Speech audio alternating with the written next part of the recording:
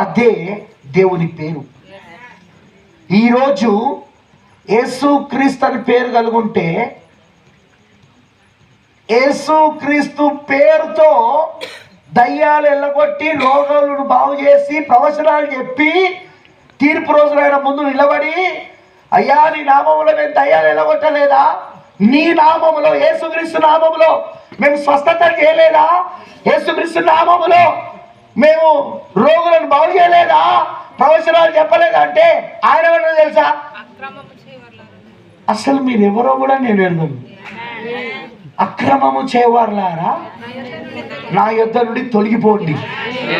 ఏంటి? నామాన్ని కలుగున్న వాళ్ళంతా యేసుక్రీస్తు నామాన్ని కలుగున్నారు. అక్కడ యేసుక్రీస్తు నామాన్ని కలుగుండి, యేసుక్రీస్తు నామంలో దయ్యాలు ఎల్లగొట్టి, యేసుక్రీస్తు నామంలో స్వస్థతలు చేసి, యేసుక్రీస్తు నామంలో ప్రవచనాలు చెప్పి,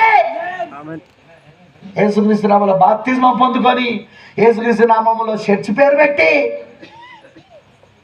మీరెవరో నేను ఎరగను, నా యొద్ద నుండి తొలగిపోవుడి అక్రమం చేయవారులారా అని నేను అందులో అన్నాడు.